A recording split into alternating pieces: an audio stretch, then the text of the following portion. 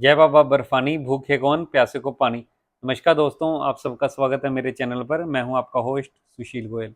उम्मीद करता हूं आप सब लोग अच्छे से होंगे। दोस्तों, इस वीडियो में आपको बताऊंगा कि अमरनाथ यात्रा कंप्लीट करने को आपको कितने दिन चाहिए, ताकि आप उसके हिसाब से अपनी ट्रेन बुक कर सकते हैं।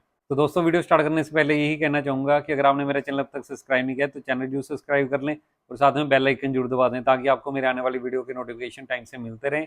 और आप अमरनाथ यात्रा के लिए हेलीकॉप्टर बुकिंग या टैक्सी बुकिंग भी मेरे थ्रू करा सकते हैं।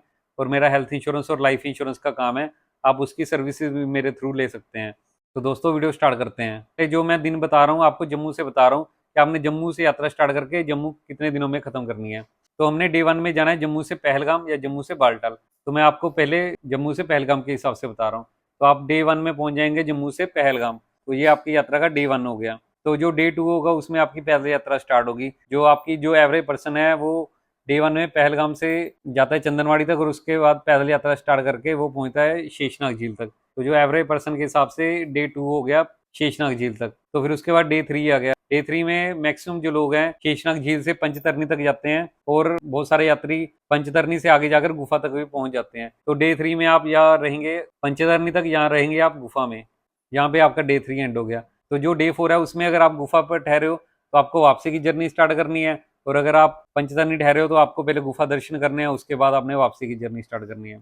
तो डे 4 में अगर आप गुफा पे ठहरे हो तो आप सेम डे अगर बालटाल उतरने वाले हो तो बालटाल आप आराम से 5-6 घंटे में उतर जाओगे। और अगर आप वापस पहलगाम आने वाले हो तो सेम डे में आप इजिली शेषनाग झील तक आराम से पहुंच जाएंगे, और शेषनाग झील में आपका नाइट स्टे हो जाएगा। और अगर आप डे 4 में पंचतरनी से स्टार्ट करने वाले हैं यात्रा और गुफा पे दर्शन कर कर बालटाल उतरने वाले हैं तो आप सेम डे में उतर जाएंगे। मगर अगर आप वही वापस पहलगाम की साइड आने वाले हैं तो डे 4 में आप गुफा पे दर्शन करके सेम डे पंचतरनी तक ही पहुंच सकते हैं। तो आपने पंचतरनी में नाइट स्टे करना है। तो जो यात्रा का डे 5 होगा तब उस दिन चाहिए आप पंचतरनी रुके हैं चाहिए आप शेषनाग झील पे रुके हैं, आप सेम डे आराम से शाम तक चंदनवाड़ी पहुंच जाओगे, जहां से टैक्सी लेकर आप इजिली सेम डे पहलगाम पहुंच जाओगे। तो इस प्रकार आप डे 5 में पहलगाम पहुंच सकते हो। तो जो डे 6 होगा उसमें आप पहलगाम से वापस जम्मू पहुंच जाओगे। तो 6 दिनों में आप मान के चलिए कि आप जम्मू से पहलगाम होते हुए भोले बाबा के दर्शन करके वापस पहलगाम होते हुए जम्मू पहुंच सकते हैं। और वही अगर आप पहलगाम से जाकर बालटाल उतर रहे हैं तो आपको एक दिन कम यानी कि 5 दिन लगेंगे। तो इस प्रकार आप 5 दिनों में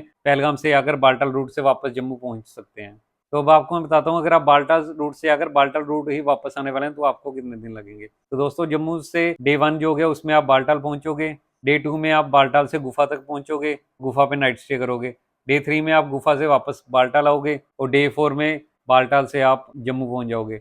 तो इस प्रकार आप 4 दिनों में जम्मू से बालटाल जाकर भोले बाबा के दर्शन करके वापस बालटाल होते हुए जम्मू 4 दिनों में पहुंच सकते हो। तो दोस्तों, इस प्रकार 4, 5 या 6 दिन एवरेज यात्रियों को लगते हैं उनके रूट के हिसाब से। मगर आपको ये बताना चाहूंगा, ये एक एवरेज पर्सन का टाइम है। कई काफी फास्ट होते हैं ट्रैकिंग करने में, उनके लिए ये दिन कम हो जाते हैं। और वही कई एज्ड लोग होते हैं जिनको चलने में दिक्कत होती है, थोड़ा सा आराम से चलते हैं, उनको 1-2 दिन ज्यादा भी लग जाते हैं।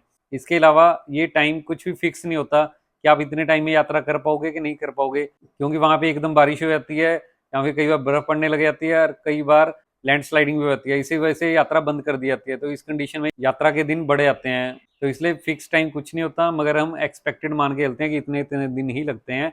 और इसके अलावा अगर आप घोड़ा वगैरह कर लेते हो तो आपके दिन इससे भी कम हो जाते हैं। तो अब आपको बताता हूँ, जो लोग नज़दीक से आ रहे हैं जैसे पंजाब, हरियाणा, दिल्ली, वो अगर वापसी की ट्रेन ना भी बुक कराएं, मुझे नहीं लगता उनको ज़्यादा फर्क पड़ेगा। तो जम्मू तक तो ईजिली आपने कॉन्वॉय में पहुंच ही जाना है। और जम्मू से वापस जो आपने पंजाब, हरियाणा या दिल्ली आना है, तत्काल में अगर आपको ट्रेन की टिकट मिल जाती है तो ठीक है, अगर नहीं मिलती है तो आप बाई बस भी आराम से पंजाब, हरियाणा या दिल्ली पहुंच सकते हैं। मगर अगर आप दूर से आ रहे हैं, साउथ इंडिया से आ रहे हैं, ईस्ट इंडिया से आ रहे हैं, सेंट्रल इंडिया से आ रहे हैं, तो आपको ट्रेन की टिकट कंफर्मेशन में ही लेकर आना होता है, नहीं तो वापसी में आपको दिक्कत आती है। तो इस कंडीशन में मैं आपको यही कहना चाहूंगा, आप जिस रूट के हिसाब से जा रहे हो आप उससे 1 या 2 दिन एक्स्ट्रा रख के अपनी ट्रेन की वापसी की टिकट बुक कराएं। अगर आप सपोज कीजिए आपको उतना टाइम लगा जितना आपने मेरे हिसाब से शेड्यूल बनाया है, तो आपको 1-2 दिन बच जाएंगे वही एक्स्ट्रा।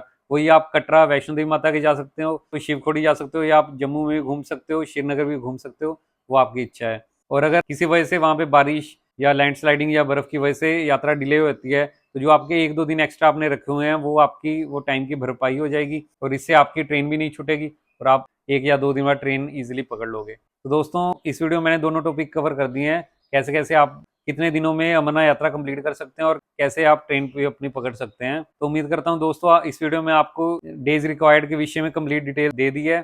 अगर तब भी आपकी कोई क्वेरी है तो आप मुझे कमेंट बॉक्स में कमेंट करके पूछ सकते हैं, मैं वहाँ पर रिप्लाई कर दूंगा। आने वाले टाइम में डे बाय डे की कंप्लीट इन्फॉर्मेशन दूंगा।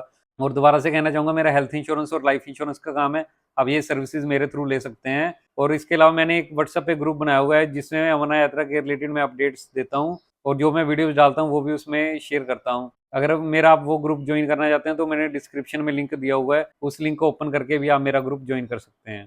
तो दोस्तों, यहाँ पे मेरी ये वीडियो खत्म होती है। बहुत जल्द मिलेंगे आपको अपनी अगली वीडियो पर। Thanks for watching the video. जय भोले बाबा की।